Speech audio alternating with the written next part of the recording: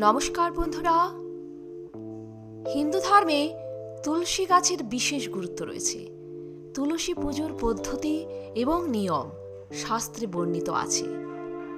শাস্ত্রে এও বলা আছে এই গাছটি কখন লাগানো উচিত এবং শুকিয়ে যাওয়ার পরে কখন উপড়ে ফেলা উচিত। অনেকেই আছেন যারা তুলসী গাছটি টব থেকে উপড়ে ফেলে দেন এবং শুকিয়ে যাওয়ার সাথে সাথে ফেলে দেন, যা সঠিক বলে মনে করা হয় না। তো বন্ধুরা, চলুন জেনে নেওয়া যাক তুলসী শুকিয়ে যাওয়ার পর কখন তা উপড়ে ফেলা উচিত। প্রথমত, শাস্ত্র অনুসারে চন্দ্রগ্রহণ এবং সূর্যগ্রহণের দিন তুলসী গাছ উপড়ে ফেলা উচিত নয়। এটি করলে অশুভ ফলাফল পাওয়া যায়। নাম্বার 2, অমাবস্যা, একাদশী, পিতৃপক্ষ এবং পূর্ণিমার দিনেও তুলসী গাছটি পাত্র থেকে সরিয়ে ফেলা উচিত নয়। এছাড়াও রবিবার তুলসী গাছটি অপসারণ করা উচিত নয়। এরপর জেনে নিন কিভাবে তুলসী গাছটিকে সরিয়ে ফেলবেন। প্রথমে শুকনো তুলসী গাছে জল দিন, তারপর ভগবান বিষ্ণুর কাছে প্রণাম করুন।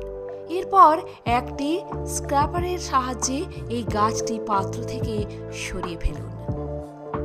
এছাড়াও বিষ্ণুর উদ্দেশ্যে শুকনো তুলসী পাতা নিবেদন করতে পারেন। এটি ঘরের ইতিবাচকতা অক্ষুণ্ণ রাখে।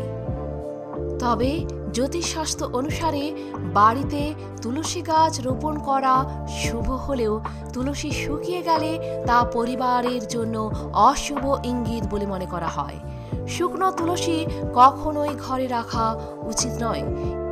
তবে অবশ্যই জেনে রাখুন বন্ধুরা, শুকনো তুলসী গাছ কখনোই পোড়ানো উচিত নয়। যে কোনো জলেও ফেলে দেওয়া উচিত নয়। এই দুটি কাজকেই অশুভ বলে মনে করা হয়।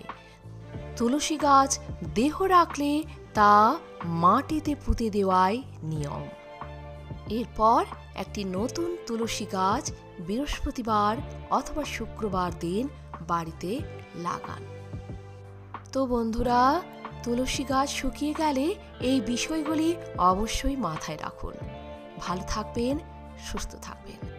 যদি ভিডিওটি ভালো লাগে একটা লাইক অবশ্যই করবেন। আর আপনি যদি নতুন এসে থাকেন আমার চ্যানেলটিকে সাবস্ক্রাইব করে পাশে থাকবেন।